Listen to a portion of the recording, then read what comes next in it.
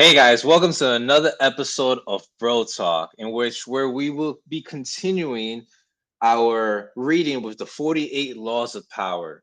This episode will be talking about the two following chapters, in which we will be dialoguing and challenging each other on different points of views and the interpretation of this book. So please comment, like, and subscribe for this channel and the video, and please come and join us.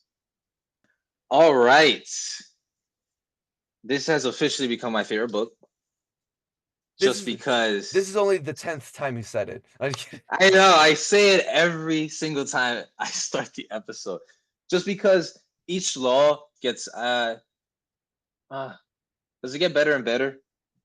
I believe so. It just goes into so many different topics of life. And at least in one of these laws, I will be able to go back to a previous law that I was able to see just because I feel like there's a contradiction. So Okay. that's going to be a challenging viewpoint. But let's start. So in this one, we'll be talking about Law 11 and Law 12. But Law 11 is learn to keep people dependent on you. The judgment is to maintain your independence, you must always be needed and wanted. The more you are relied on, the more freedom you have. Make people depend on you for their happiness and prosperity, and you have nothing to fear. Never teach them enough so that they can do without you. Mm. Very interesting. Why does this judgment say this? I believe it's obviously, and it does this with every law. It's basically teaching you how to never ever lose power. Correct. And in this stage, leave people dependent on you. Not that it's bad to teach people, but just don't teach them everything. Mhm. Because the moment you teach them everything, that person can become independent on themselves and Mhm. won't need you anymore. And the Mhm. moment they don't need you anymore, in whatever circumstance, that's when you've lost power with them. Mhm. But the more they continue to need you, let's say for the same reason, the more powerful you become. Mhm. And it even says here in page, which page is this? 83. Be the only one who can do what you do and make the fate of those who hire you so entwined with yours that they cannot possibly get rid of you. Mhm. So in this law, it basically talks about never ever being replaceable, being Yeah. irreplaceable. Yeah. And we see this, we can apply this in to our daily lives at work and stuff like that, right? Mhm. I feel like we've all understood that whatever position we hold, let's talk about the average person, we're all replaceable, right? I could find someone else who does the same job, maybe someone more experienced, someone with the same certificates, the same degrees, the same Mhm. diploma. And the moment I'm able to do that is the moment I'm able to get rid of you. But the moment you provide a certain amount of value that is rare to find, or the moment that you have, let's say, something that, let's say, your higher ups or that company needs, now that company is dependent on you, maybe on your skill, on what you happen to know, Mhm. on what you know how to do. Therefore, that makes you irreplaceable. Mhm. Um, it it's very interesting how being irreplaceable is like the ultimate power to get to do people whatever you want, right? I believe in this chapter they he talked about which we talked about previously in previous chapters about Michelangelo. Yeah. Talked about how Michelangelo was such a good painter, was so good at what he did that there was no way to replace him. Therefore, by just his skill, he made others dependent on him. Mhm. And at least that was one point that I was able to get out of this chapter, that basically the more you know, but the less you teach to others, the more untouchable you become. What do you think? Yeah, there's a lot to say here. What I took from this is this is basically an argument against being a jack of all trades. And it's like this is an argument for, hey, you should be a master at a certain niche or at a certain skill, right? It's a good point. Because if we look at page 85 where it says keys to power, it's Yeah. there's a couple of things here that I thought was fascinating. He says, when you have the power to convince people to do what you want to do without forcing them or hurting them, they will grant you what you desire, then your power is untouchable. And it's true. Yeah. If you don't have to, hurt anyone physically, mentally, blackmail them, and people are just willing to help you and do whatever you want to do, that is the ultimate power. And this chapter showed me, and probably you as well, that one of many techniques to be very influential and for people to do things for you, this is very actually an indirect tactic where it's like you make people feel that you are so scarce. And I wrote something here as a note. I wrote Okay. that scarcity creates value. When people are dependent Well, on yeah. you, you're right, you're scarce in their eyes, so you're more valuable. That's number one. Number two, because they're dependent on you, you are kind of like controlling their decision making, and and their decision making emotionally and logically, you've hijacked it because they're so dependent on you, like they need you, right? um so that's the most important thing to take out of here. Now, on page 86, Hmm. right now, this for me was the biggest one for me, the biggest thing that I Okay. think people can do at work or in friendships or even in romantic relationships. Page 86, it is the third to last paragraph, where it Okay. says, you do not have to have the talent of a Yeah. Michelangelo. You do have to have a skill that sets you apart from the crowd. You should create a situation which you always latch onto another master or patron, but your master cannot easily find another servant with your particular talent. And if in reality, now this is the key, you are actually not, you are not actually indispensable, which means you are actually replaceable. You must find a Yeah. way to make it look like as if you are Love that. Love that. indispensable, right? Having the appearance of specialized knowledge and skill gives you the leeway in your ability to deceive those above you into thinking they cannot do without you. Now, maybe people are probably going to ask, okay, so, because look, let me ask you a question. You ready? Yeah. Yeah. Yeah. Tell me. And you tell me. You mentioned earlier that, for example, so for example, you're the super, the one below you is the handyman, right? Yes. And then porter, right? Yes. Okay. Handyman, you need certain certificates or no?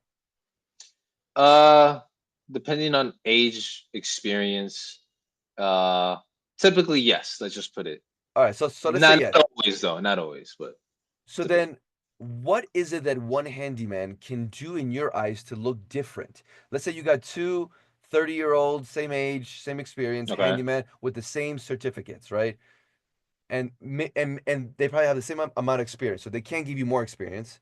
They have all the certificates, so they can't get more certificates for now. Let's say for now, okay. So what is it that you would look for in one or the other candidate to at least make it look like there's more value?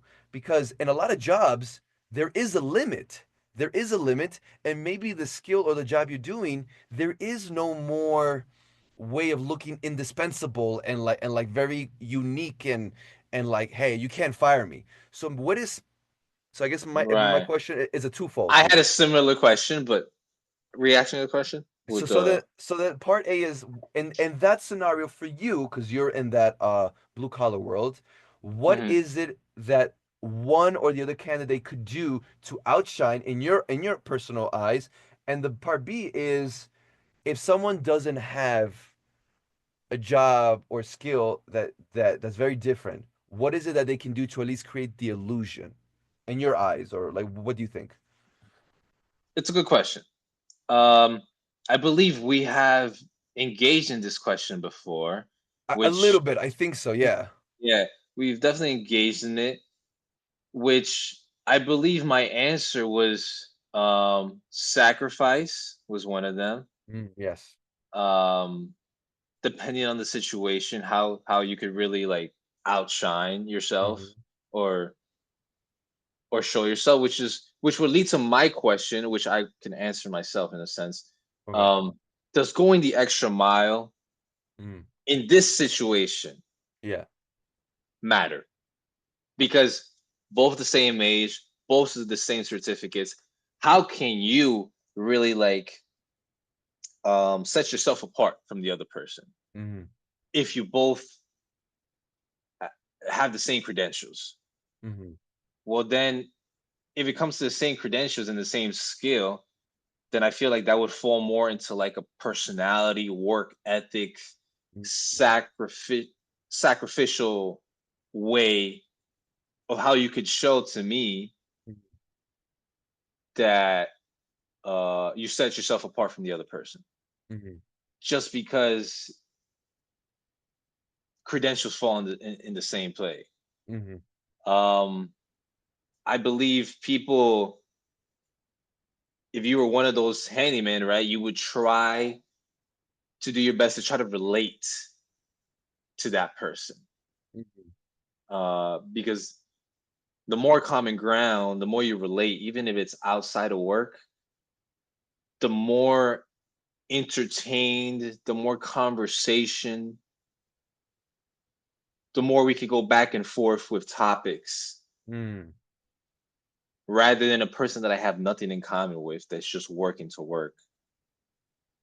If I have someone that does the same exact thing you do, but and let's say has the same work ethic as well, shows the same sacrifice, but I have more things in common with this person inside and outside of work. I feel like we can all, even myself, biasly fall for that person just because there's much more in common. Mm. Either way, you try to stay neutral with these things and try to choose the best candidate and be fair, but not everything is going to be fair. Mhm. Therefore, that person would just try to find. There's many ways to show yourself or set yourself apart.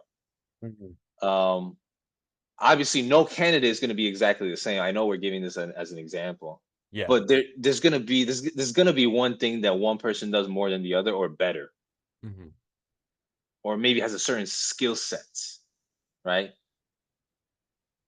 Or maybe me as a powerful person, I Mhm. will make them the one that I could control the most and keep dependent on me is the one I would choose. You know, Excellent choice, sir. Well, because you're the you know, supers, so that's why. because so the keys to power here is to choose the weakest one, the one that cannot overtake you ever. Wow. Wow. All You right, there you know, go, guys. Pick the weakest employees. yes, the ones that have low confidence. I can manipulate you. No, okay, no, but that makes a lot of sense on basically how you would choose then if they were both in the same level, right? Right. I think also other techniques that people could do, because again, I think this really depends on what field you work in. Yes, 100%. Like in my case, like in the physical therapy, medicine slash Hmm. realm, right? There are things that people could actually do to show a skill where you're like the ultimate, and like without you, they can't survive. Because like would it be because there's different ways on how to perform an exercise or fix something? Maybe you do something so much more differently than what the typical physical therapist does. Could it be Uh, that?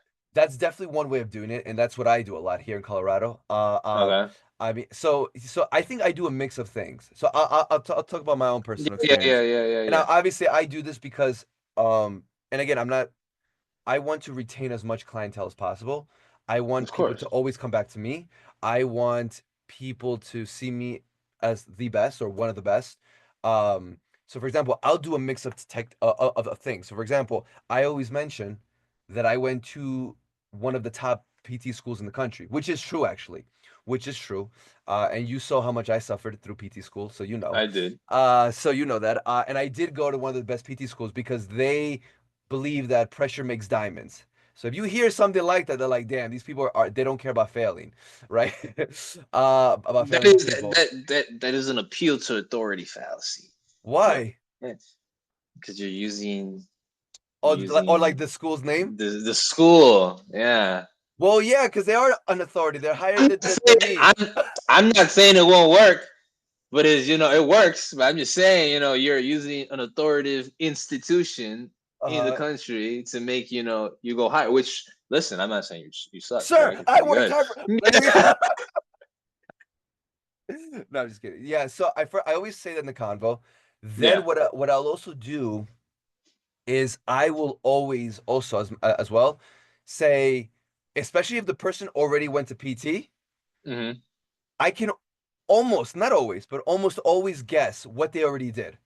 And I said, let me guess, you tried PT once or twice and you did X, Y, and Z, but it didn't work for you and you're still in pain and it's affecting you like with your walking, with the pain in the calf, this and this and this and this. Am I right? And most of the time I am right. They're like, oh wow, how'd you know that? I'm like, I've been doing this for quite a while, right? So I'm which is true. I mean, bro, I just hit year 10 of me doing work in the physical therapy realm, right? Yeah, yeah, So yeah, that's like called like a public mini win, where it's like I will visibly show people I just predicted something and I was correct, right? So yeah. they're like, oh, and I'm also very confident. So what I'm saying is I'm Of confident, course. and what I also do is sometimes when I explain things, sometimes I Mm-hmm. might go a little bit over technical, but then I'll go back and be like, but listen, I'm not trying to get too much into the weeds or nuances or too much into details. My goal is to do X, Y, and Z. I want to get you there and I'm going to do it. And then what I do actually is you're right. I will find different ways that most people have not seen PT or things in PT, and I will do it with them. And I know what works better because I've also learned a lot from different Yeah. approaches, and I'll do that. And they're like, oh my God, you're so good, right? So now, can other PTs do what I do? 100%, 100%. But I'm mixing a lot of different tactics together to show that, hey, I am scarce. I create value. I'm being realistic and upfront with you, and I'm giving you everything up front, and you know what's happening. And actually, when I'm actually treating people, I'm actually there with you, and I'm giving you quality time. Versus other PTs that are like, all right, lift your legs, move your arms. Okay, great. This is how you stretch. Because a lot of PTs, they don't care. But I'll go the extra mile, especially in the beginning, especially in the beginning, because then later on becomes kind of a routine. So I don't have to give as much emphasis because I already got them from the beginning.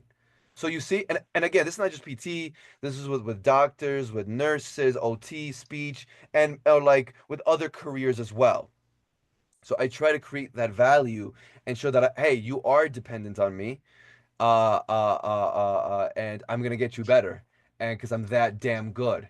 And I always tell people, "You're welcome," and they're like, "You're welcome with what?" I'm like, "Well, I'm probably one of the top 10 people that you'll be grateful that you met in your life now." They're like, "Why?" Because I'm gonna get you better. At least, and I'll always like undergo for like a lower number. I'm like, I'm gonna get you at least 40% better. But I know in my head it's gonna be at least 60, at least. But I under promise and I over deliver. And again, I'm not trying to scam them out of anything because they're not paying me. Their insurance is paying me, right? But I'm helping them. I'm giving them value, but I want them to be dependent on me.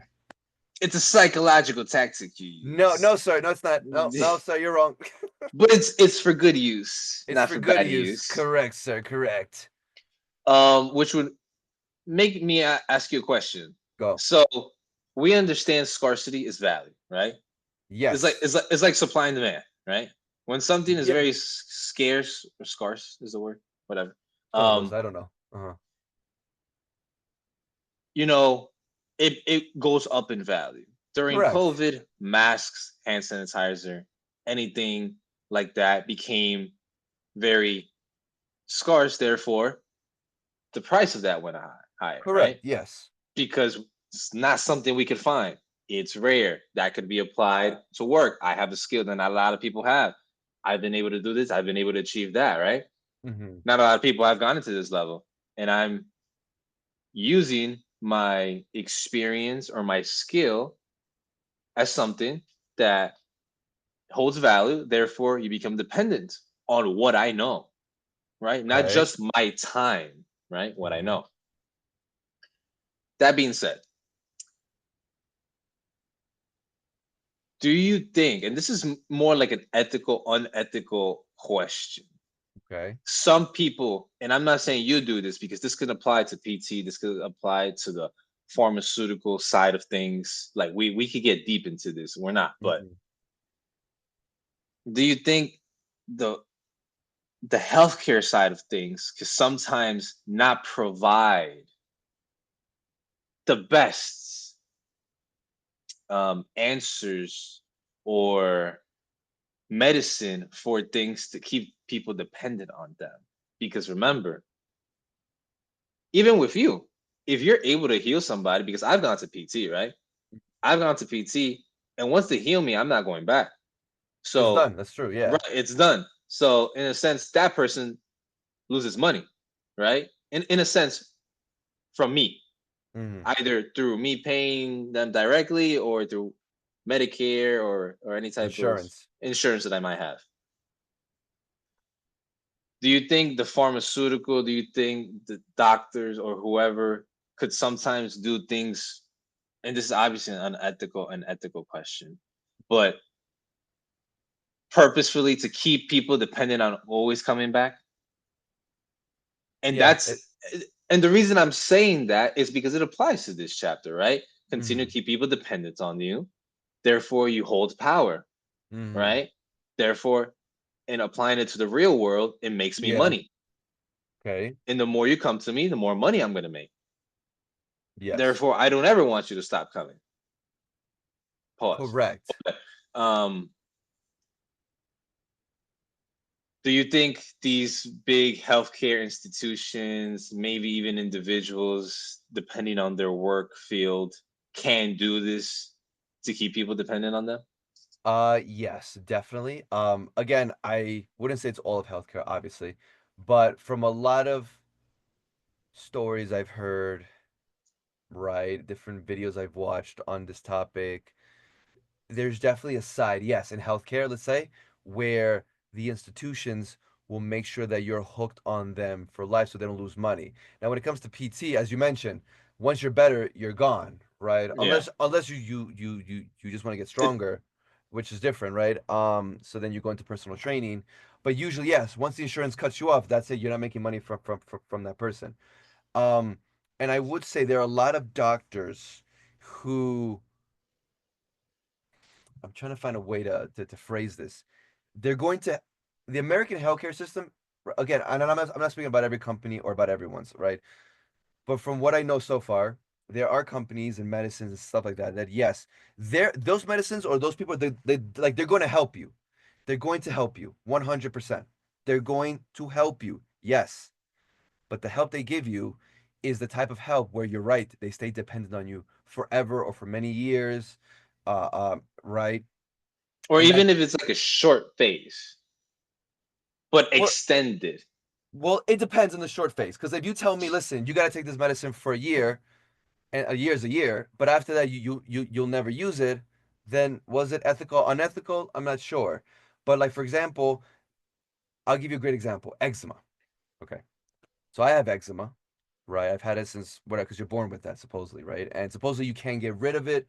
I think so far you can get rid of it. Once you have it, you have it. Now, usually the approach in the American healthcare system to get rid of eczema is you go to the dermatologist, the skin doctor, and they give you Yeah. steroids and creams and you moisturize your skin a lot. Okay.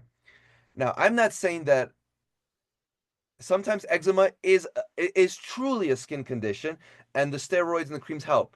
And that's what I've been doing for most of my life, especially when I have a flare up and it burns and it itches and I moisturize and I put the Yeah. steroid and it helps and it goes down, but it always comes back.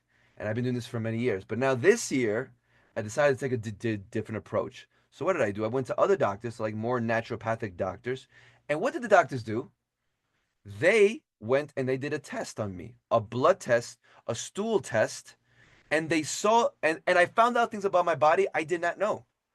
I found out that I was allergic to eggs, to corn, to tomatoes, to yeast, to wheat, and that was causing me to have leaky gut syndrome. And guess what? What's one of the side effects of leaky gut syndrome? eczema, skin irritation. So Mm. that's why me putting on these creams all the times, it would help, but then it always come back. Why? Because I have leaky gut syndrome. Because of what you eat. Because of what I eat, Mm. and I didn't know. And also, apparently, my digestive system doesn't break down the proteins and fats well enough, and a bunch of other things they found in the report. I have never gone to a dermatologist who's done these reports. I've gone to GI doctors before. They never did any of these reports. Now, I'm not saying they're trying to, it's a conspiracy or anything, but your point to kind of conclude, well, Yeah, right? yeah. Maybe they do these things because that's what they were taught in school. And these things do help, but they're not a cure. Why? Maybe they want me to stay dependent, so they have paying customers, right? And that's why people say like that's why cancer hasn't been cured or diabetes, because if it was, a big chunk of the pharmaceutical companies, they wouldn't be able to continue to have revenue from these people. So yeah, Right. Obviously, all these things are conspiracies. We don't know if yeah, it's true or not, but these are things we can observe. And you are obviously, with your experience, it's a first-handed experience where you've been able to see, like, damn, like, why didn't I ever get get these any of tests. these tests earlier in my years? I would have known and maybe start to avoid eating these types of food. Therefore, stop getting a leaky gut. Therefore, it could stop affecting my skin, or at least I Correct. could control it more, right? Correct. It's the same thing as any regular person, like maybe going to a doctor's office and the doctor maybe giving them something, a small dose or something, and be like, you know what? They know that they could have fixed it with a bigger dose or maybe a different type of medicine, but we're gonna try something this out. We're gonna try something smaller, and we're gonna follow up next week on how you feel, Mm-hmm. right? And depending on how you feel, then we'll go from there. Mm-hmm. And then depending on what the person says, I felt better, but I don't know. You know what? Let's try the small dosage again for another week, right? Mm-hmm. Instead of giving the big one. But like I'm following up with you. Come next week again. Come next week again. Come next week again. Therefore, not that it's not important. Of course, some things are very important to continue to follow up. But if it's a minor thing and could have been solved in 2 visits, let's extend it to 4, just because I get paid. You know, for those 4 times instead, right? Through insurance. Mm-hmm. Yeah, I get paid for 4 visits instead of 2, right? Correct. Just Yeah. because I was able to, just because it's a non-serious thing. I know it's not going to affect my patient's health, but just to, for me to obtain a little bit more money, instead of giving them the solution the first, second week, let me give it to them on the 4th week or the 3rd week.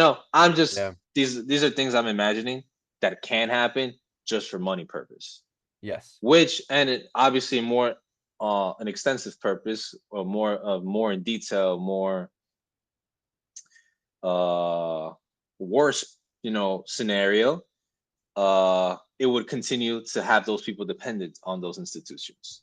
Yeah. So I definitely can see how in the real world, learn to keep people dependent on you could be a benefit.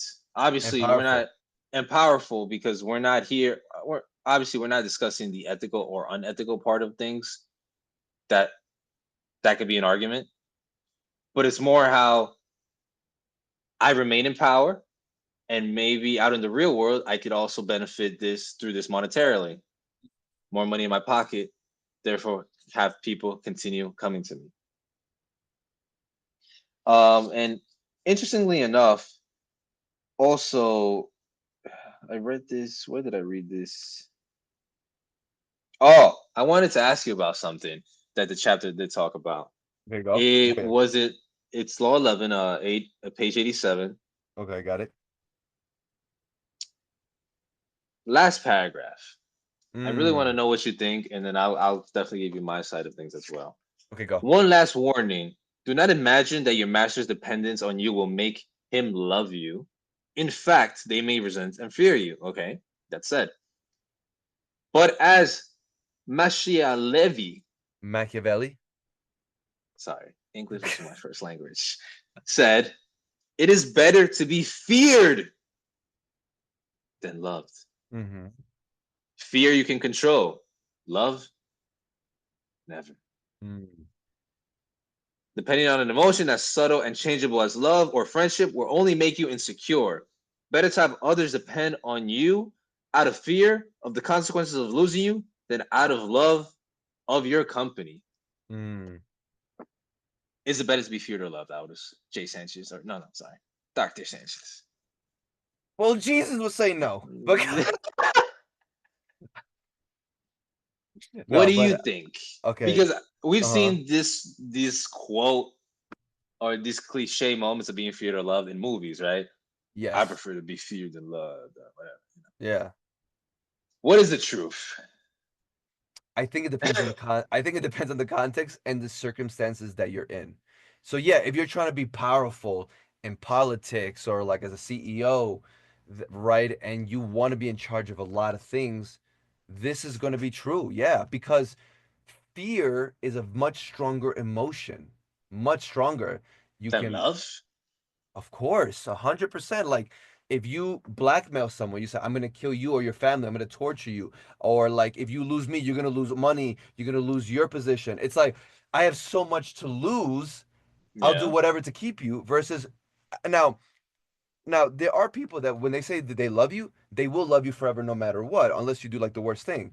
Some people like they truly love you, right? And they'll love you yeah, till the end and they'll be faithful, right?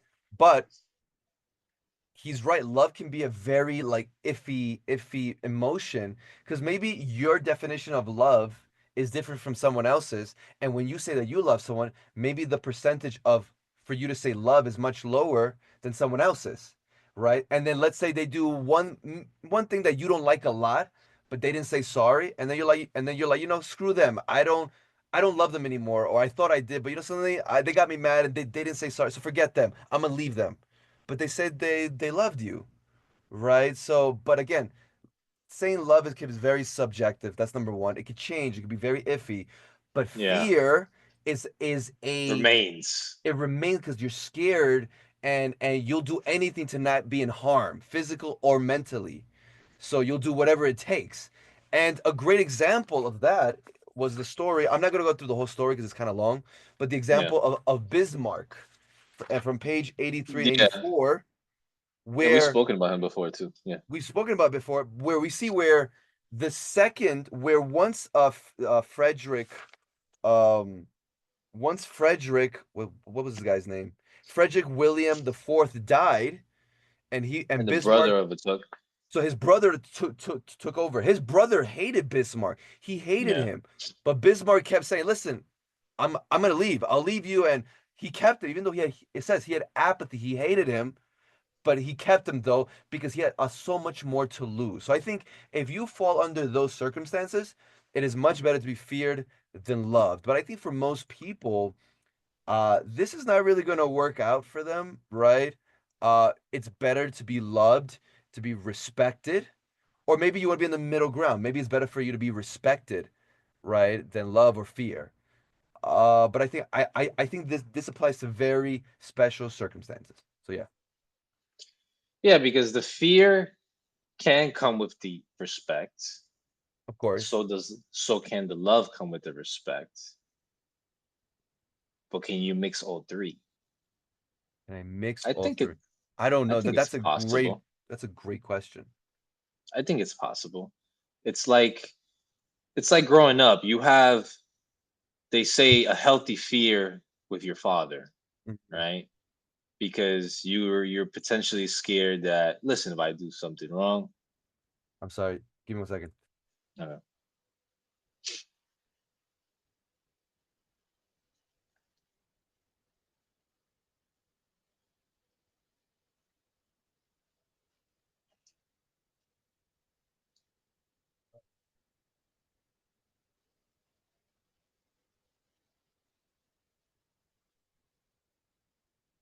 Sorry, I locked out Elisa out of the balcony. it's okay. Um, we'll just edit this. Yeah, don't worry. Growing up, you tend to have this type of fear, Hmm. right? Uh, and I would say you can have the fear, love, and respect because growing up with your father, just because if you do something bad, you're not supposed to, and Yeah. it's a healthy fear. Yeah, of course. Um, your dad's gonna come and whip your ass, right? In a sense, everyone grew up differently. Some worse Uh-huh. than others. Uh, but yeah, your father's gonna come and put you in your place, basically. And Mm-hmm. there's a healthy fear, meaning like I still love my dad, I still respect my dad, Mm-hmm. but I understand that if I cross a boundary or I cross a line that I'm not supposed to, there's an innate fear in me Yeah. that I will have to face the consequences of the repercussions of what I did. Mm-hmm. Therefore, I do believe that it is possible to obtain all three in somebody at a healthy extent, but but continuing to have power, I believe you probably fall more for fear, just because you're not aiming to love anybody at this point, right? No. You're in, at least in this chapter, you're aiming to continue to have people dependent on you. Mm-hmm. Therefore, I don't need to love you. It's like a work scenario. I'm not here Mm-hmm. to make friends. I'm just here to do my job. Therefore, I might respect you, but I don't love you. Mm-hmm. Do your job, do what you got to do, and let's move on, right? So that's like that fear, that respect factor, but no love in a sense. Interesting. I guess no, I think I would agree like most of what you said. Interesting that when Mhm. you mentioned about the parent thing, something that I read. Who wrote this? Maybe Dr. Dobson or some other child psychologist basically said that it's true. The parent has to, the child's gonna feel fear and love and respect towards a parent. A lot of the times, parents that parents that yell a lot or like hit their kids or discipline very harshly that way. And again, this is just a little side point. It's like the parent when they do that too much, the kid becomes numb to it. So then if they do something wrong, let's say the kid does something wrong and the parent reacts that way, for the kid now, it's not like he did something wrong anymore because his parent reacts like this all the time. So it's It's not such so a serious. consistent It's just reaction, yeah. it's a consistent reaction. But when there's a parent who shows more who's respected more and shows a lot more love. But when the time they actually do get angry and they show it, it's a lot more of a visceral reaction towards the child who's like, wow, I've never seen my mother or father like this. I clearly did something wrong or there's something wrong. Okay, what happened? And they're more likely to respect and fear you versus if you are always reacting that way, because in the beginning it might work, but eventually it's going to numb it out and they're not going to feel it anymore, and they'll get older and they can fight back or argue back and then it gets nasty, right? um Yeah. but no, you're right when it comes to parents, maybe a lower level, you I think it is able to get all three. Maybe once you're higher up in those higher realms, doing the bigger things, maybe not as much, but again, Yeah, um one starts to lower more than the other depending on what context or yeah. what environment you're in. Yes. So definitely agree. Um, the reversal was very interesting though. It kind of said that the weakness of making others depend on you is what you are in some measure dependent on them. So meaning I guess what they know of you. Correct. Yeah. Mm-hmm. If you have any type of skeletons in the closet or stuff that people should know that could Mm-hmm. affect your livelihood, your job, or whatever it is, that's when this reversal exists. Where like, yeah, you don't have the same amount of power you think you have. Because you decide to use your power, then I will use my power against you too as well. So blackmail. So blackmail. So it's blackmail for blackmail here. But if you have no one that can blackmail you, you got the power. Yes. But if you Correct. do have someone that can blackmail you, stuff you've done, whatever needs to be hidden, or whatever you want to take to the grave, someone knows, you don't have as much power as you may think you do. Mm. Well put there. Well put. Yeah. So like that. Anything else you want to say about this chapter or No. I think we hit it. Yeah. I don't have anything else to say about this chapter. No. gotcha. Excellent. So let's move on to law 12. All right. Can I read it? Yeah, read it, please. Law 12 says use selective honesty and generosity to disarm your victim. Whoa. The judgment is, which is on page 89. Hmm. One sincere, honest move will come over dozens of dishonest ones. Open-hearted gestures of honesty and generosity bring down the guard of even the most suspicious people. Once your selective honesty opens a hole in their armor, you can deceive and manipulate them at will. A timely gift, a Trojan horse, will serve the same purpose. Wow. Wow. That is, I think this is a lot stronger than Law 11. 100%. This was the law. I was like, there's some controversial things I definitely want to say. Okay. Do you want me to start, or do you want to start No, first? no, go ahead, go ahead, So and I'll I follow. I think one of the most captivating stories I've read so far, rereading this book, is on this chapter, which is page 90, with Al Capone and this guy. What was the guy name? The scammer You guy. can call it lustig. Lustig. What a phenomenally simple but smart move of what he did. His whole goal was to scam Al Capone, but how do you scam the gangster of the gangsters? Someone who can spot con artists, and he's involved in everything, and he's not someone you want to mess with. He'll kill you. How do you Yeah, do it? So and what he just took 50,000, put it in a box, came back 2 months later, and he told him, listen, he was honest. He did these two things. He was honest. He said, listen, I couldn't double your money, which is true. He didn't, because he tried. Yeah. because he Well, tried. Correct. He tried. He was yeah. honest, and he was generous enough to give him back the money. And that took Al Capone by surprise. He was like, because Al Capone was not stupid. He even says, he's like, I know you're a con artist. I know you're a con artist. He just caught him off guard because he gave him all of his money back. He's like, con artists don't do this. And then he started telling, like, listen, I'm going through hard times. I'm sorry I couldn't do it. He made him feel bad. He played on the emotional side. It got to him, and he gave him $5,000 just to help him out. Like, I don't need this money back. And that's what he wanted. He played the long con game, and that's how he got it. So with this, what from what I learned here is, and listen, this is not just con artists. I even feel like people that are into like pickup game or seducers do this a lot, where it's like they'll use selective honesty, because it's true. If you're honest with someone, especially in the beginning, right? If you show someone from the get-go, I'm an honest person, I would never do this to you. And again, I think when most people are honest with you, like they actually do mean it, right? But it's true. If you show from the beginning that, hey, I'm an honest person, and you show it not with words but with actions, because actions speak louder than words, your interpretation now mentally of this person is like, oh, they're an honest person. You meant subconsciously categorize them and the honest, let's say the honest section of your brain. They're an honest person. I can trust them. You've made now the heuristic. You've made the mental shortcut. You don't have to keep guessing or interpreting because they just showed you who they are, what they're able to do. So now, if you make other mistakes or like just things happen, people are willing to brush it off because you did it the first time. You were so honest the first time when you didn't have to be. So it's like, it's so deceitful. It really is. And on page 91, wait, let me just find it. Yeah, on page Hmm. 91, right, where it says keys to power, it says the essence of deception is distraction. And that made me think of Hmm. card magic, for example, right? Yeah, yeah, Where yeah, it's yeah. like, hey, look at this card over here, but in the meantime, you're doing, I don't know, a double, triple lift, or you're palming something, or you're hiding a card, so then later on you can show them where the card ends up, but you were distracting them the whole time. So distracting people you want to deceive gives you time and space to do anything they won't notice.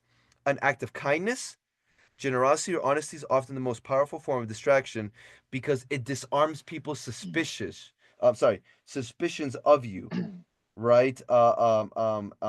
It turns them into children eagerly lapping up any kind of affectionate gesture. Also, psychologically, not only are you disarming them, but there's something called the reciprocity bias, where it's like we as humans, this is everyone, consciously or subconsciously, we are wired to give those who first give us, right? Like, say if someone does a small act of generosity or kindness towards you, we are wired to do the same exact thing, right? Sooner or later, we're going to do the same exact thing. And we're only going to do nice things to people that we like or we trust, kind of, or at least kind of. So then we get into this loop of like, I trust this person. They were honest with me. I can trust them. They give me, I give them. And then we go and then we just continue. And because you've already made this connection, to undo it is much harder than to actually do it. That's why they Right. always say it's better to make a first good impression, because then to undo it's gonna be a lot harder. So yeah. No, I loved the story too because it was like short and simple, straight to the point. Yes. And I believe, as you were saying, Al Capone was a known gangster back in Yep. the day, right? And as the chapter says, he was used to dealing with these type of people, these people that he cannot trust in, people that were trying to come at him, steal Mhm. from him, either from the outside of his gang or inside. Like this, he was on tiptoes always, making sure like no one was trying to bring him down. Therefore, him lending a certain amount of money and that person bringing that the same amount of money back, it's like, whoa, definitely caught him by surprise because I'm sure he had a lot of instances and experiences where he would lend money and never get anything back, Mhm. right? At least that's what happens a lot of the time. It's like, oh, I'll use your money to increase, but I lost it, right? Mm. Rather than I used your money, in this case, supposedly he did, and I'm bringing back the same amount of money. Therefore, that act of honesty meant a lot for a person that doesn't see a lot of honesty in his life. Therefore, which led him to give him $5,000, which worked in his favor. Yes. Uh, Basically, you talked about The reciprocity bias. the reciprocity bias. I don't know if that has to do with the word reciprocate, Yeah, it meaning does. It like does. It does. Yeah. I'm imagining it did. So it's like someone gives you something, you give back. You reciprocate whatever um was given to you in a sense, Correct. right? Yeah. Uh and we even further in the chapter, you could see how you could use this for good and for bad. There was a story talked about the guy Gordon that made money with gold, Mm-hmm. I believe it was, and he helped him out with a certain amount of money, and then at the end of it, ended up pulling out of the stocks. Right, Mm-hmm. the both had put millions into these stocks, but by a simple act of generosity at first, by helping him out, made this person trust this person in like in a stance where this person can't do anything wrong. Correct. Therefore, like this person helped me in a time of need, it is very hard for me to imagine this person doing something bad for me because when I was at my worst, this person helped me out. Mhm. Therefore, oh, you need to make more investments here. Here's the money. And he trusted this person so much. Therefore, they had like what was it? I think it was some type of holdings together. And Mhm. then at a one day he disappeared and dumped all of his stock. And then he Mhm. disappeared from sight. So out of one act of generosity, he obtained lots of more thousands of dollars Mhm. and ended up, you know, doing something worse to that person by Mhm. using an act of generosity. So we can see how it could be so because it's not saying, be honest at all times or be generous at all times. It is saying selective. So Mhm. know when to use it for whatever purpose you want to use it, right? And one more story that I will go through just because I love this story, the story of Oh, Troy, the movie. the Yeah. movie Troy, right? Yeah. Funny thing, when I was reading this chapter, I read that last paragraph in page 92 and I Mhm. instantly thought of Troy. Mhm. And then when I moved on to the next page, they started talking about Troy. So it was just like a huge Yeah. coincidence that kind of came in my head. Uh, but I'm pretty sure people know the story of Troy. If you don't, I really advise you to watch the movie named Troy. It's a classic, I believe. It has phenomenal fight scenes. It really does. Phenomenal fights. It's like I've watched that movie like 10 times just because I'm a guy that loved viewing like fights that happened back in the day with swords and stuff like that, like the movie Gladiator, the movie 300, Uh the huh. movie Troy, like stuff like that definitely brings out the spark in me. But I remember watching the movie Troy, and towards the end of the movie, just because it has to do with this chapter, to be able to get through the walls of Troy, they needed to do something. Therefore, they decided to make a, a wooden horse, huge wooden horse, as like an act of selective generosity, but as an also as an act of like retreat, of surrenderness.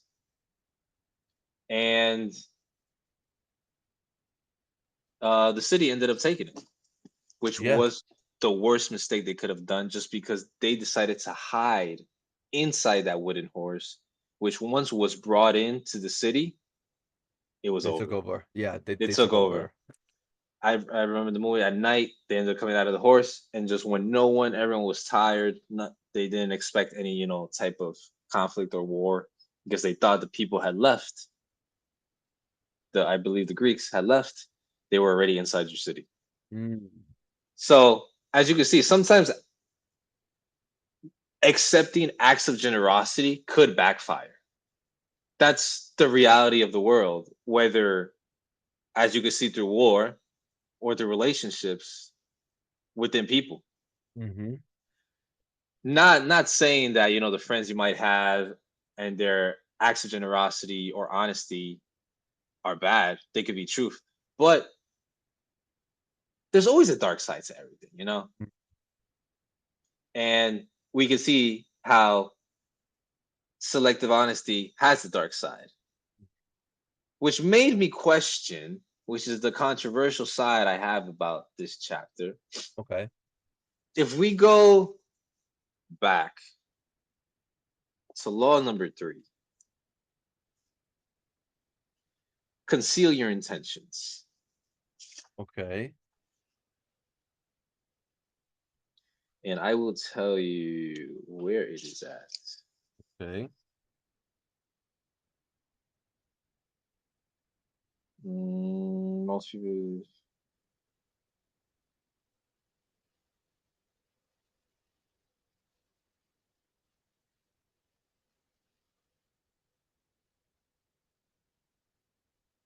Actually, I don't think it contradicts, but it's interesting how this connects to Law 3, because when we talked about Law 3, it talked about conceal your intentions, and in Keys of Power in page 20, it says that it takes effort to control your tongue and monitor what you reveal. Second, many believe that by being honest and open, they are winning people's hearts and showing their good nature. They are greatly deluded. Honesty is actually a blunt instrument which bloodies more than it cuts. Your honesty is likely to offend people. It is much more prudent to tailor your words, telling people that what they want to hear, rather than the coarse and ugly truth of what you feel or think. Okay. Here is saying that To honesty hide. is to hide Uh-huh. your honesty, Mm-hmm. whether here is telling us to use your honesty, Selective, but yes, to use honesty, yes. whether it's true or not. Wait, what? What's the question? Like, whether, like, use your honesty, whether it's true what you're saying or not, because you could be dishonestly honest in a sense. Yeah. So one chapter is talking how honesty is not the way to go, because you should always conceal your intentions. And I So you guess can. Uh-huh. one way to conceal your intentions is using selective honesty. Okay, got you. I think on the surface there's a contradiction, but I think they actually complement each other. Could you explain that? Yeah, so like law 12, from what we're talking about, it is saying to Mm-hmm. use selective honesty. So it's like saying like reveal a small controlled truth. So because if you're being selective, that means that you're controlling what you want to reveal, what honesty, what honest truth you are revealing. So if you can reveal, let's say, a small revealed truth, which is law 12, it can help you in the long-term game, which law 3 is saying conceal your intentions. So law 12 helps you hide the larger truth according to law 3, which is to hide your intentions. Does that make Right. sense? That's Right. how I'm seeing it. But You it know what I mean? contradicts itself on the surface, but getting deeper, it actually complements each other. Yeah, they actually go hand in hand. Yeah, Right. Because they help you to remain in power. correct. Because it's the long term, right? Law three is more of me going back to law three, which is on page 20, right? Yeah. Conceal Conceal your your intention. conceal your intentions, and I remember this. This is like more long term. Hmm. Because if you show your intentions the entire time, like for example, let's say you're a business person and you want to dominate a new market that's coming up, right? Law three is saying don't reveal your intentions, right? Don't do that, right? But then law 12 is like saying like admit a small truth, right? Like admit a small sincere truth, let's say to your competitors or to your clients, right? Like you might say, honestly, this product didn't do so well last quarter, and I'm new in this market, right? Like I don't know, something Hmm. like that, right? So then the other your clients or the other competitors now they think you're trustworthy. They drop their guard. They trust you because you were being honest, and maybe you were being honest. Like last quarter, your company or the product you're selling didn't do so well.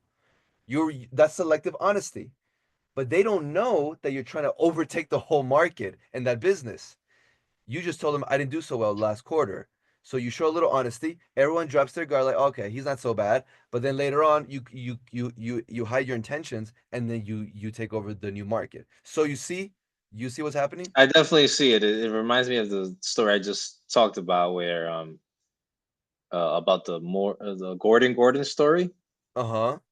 and how he was like helpful, selectively helpful in a sense, Yes. but his intention was to, once he got the money and the stock was already at a certain price, Mm-hmm. take all of his holdings out, therefore the stock would drop and then he would Mm-hmm. disappear. So in a sense, he was honest or selectively helpful, selectively generous Mm-hmm. with this guy, helping him out through the hard times, but his intention, he concealed it with honesty. Therefore, at the end, when he wanted to reach the goal he wanted to reach, or the number he wanted to reach, disappear and take all the money. So I could definitely see how they go hand in hand. Um, Basically, the book telling us that honesty is not, it's not a good thing. It's not even it. It's like how I'm viewing this. It's like law three is all about being ambiguous and not being an open book, right? So people Okay. don't know what you're trying to do. But then Law 12 is saying that you'll have power by showing clarity in selective moments. But you're only showing clarity or selective honesty or selective generosity, but you're only doing it if it helps you continue to achieve Law 3, which is to be ambiguous. So he's saying, like, if you can show a little bit of honesty, and again, you are deciding, you are controlling when you want to be honest or generous. When you decide that, it disarms everyone mentally. But in the meantime, in the back burner, in the back end, you're still hiding the entire game plan or your intentions. You're still hiding it, right? It's like maybe we can think about it like in basketball. And maybe you can give me a real example. Let's say, and this is just something I thought of right now. Let's say a team hires the hottest new player. They got the Hmm. hottest new player, right? Who makes buckets, right? And he's very hard to guard. Okay. Hmm. So law three is like, listen, I'm sorry, law 12 is like, listen, we're being clear and we're being open with everyone, with other teams. We just bought this guy. The other teams are now seeing like, okay, they got this new 3-point shooter. Clearly, they're gonna be using this guy a lot. So we need to double team him or we got to get a lot closer to him, right? But maybe in the back of the head, the coach and the team is like, listen, listen. If he can shoot from threes, even with two people against him, phenomenal. Let him do his thing. But we're actually gonna try to maybe stick to more twos, stick more in the paint, because now he'll have two or maybe even three people It's near like a him. decoy. It's a decoy. Beautiful. So I don't know if you can think of an actual basketball example where that actually happened, but that's what I thought of when I'm thinking of Law 3 and 12. So yeah. I mean, yeah, in basketball, I mean, there's many players that like could be a decoy, where like Yeah. they're good.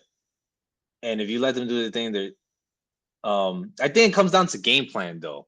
Uh-huh. Like many people could think just because this guy is good, the game plan is gonna be Pass it to him. to pass it to him, and right, he's gonna create all the plays, he's gonna shoot all the shots, and that might be your game plan against them, but their game plan is totally different.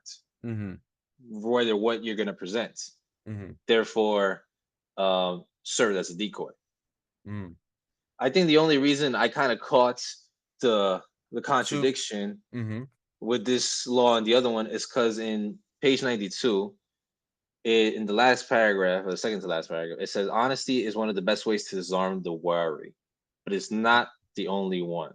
Mm. Um, therefore, but I definitely see the correlation between these two laws. How honesty could be used, but it just, I guess, it depends, and it's very selective if you always want to remain in power. Uh, so yeah. Um, the reversal. I don't know if you have anything to say before. No, no, continue, please continue.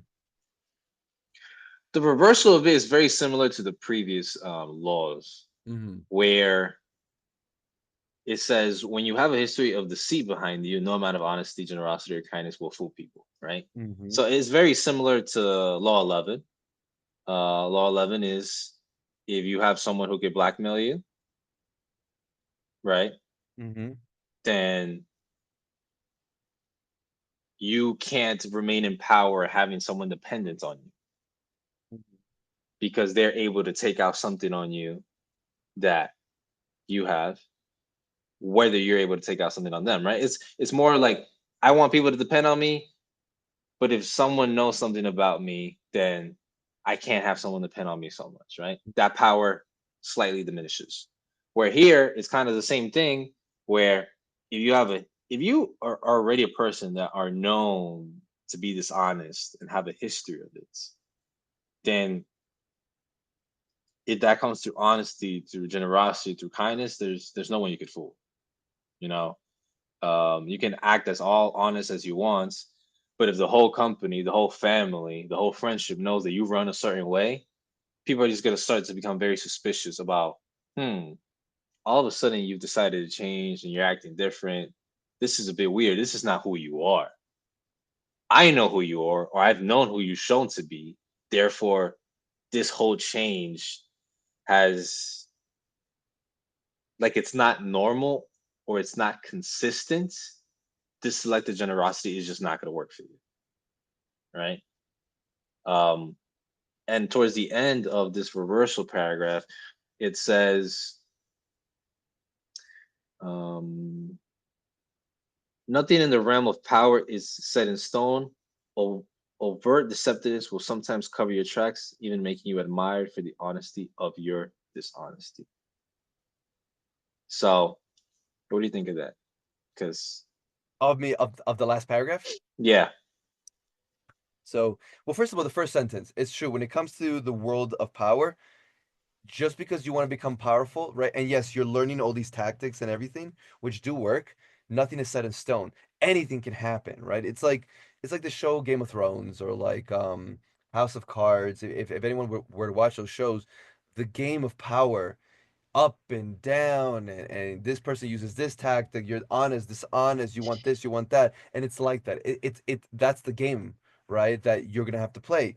So it's never set in stone. So always have in mind that even though, let's say, you're applying law 12 or whatever, nothing is set in stone because, as you already mentioned, it says that it's true. If you already have a history of lying, then to undo that becomes much more harder because you're right. Any change is like, hey, what are you trying to? Automatically, people, they get into their head now, right? And then it says overt deceptiveness will sometimes cover your traps. Sometimes, not even always, right? Even making you admired for the honesty of your dishonesty. Like, no matter, even if you try to be honest, people are not gonna trust you, and people are gonna like admire, like, wow, he's trying to be honest so badly, but we know he's being dishonest with his honesty. Like that's how crazy it can get, and how much people will not trust you if you're not careful, especially in the beginning. Especially in the beginning. If you do not show generosity or honesty, you're screwed. People are not going to trust you, and this is exactly what's going to happen to you at the end.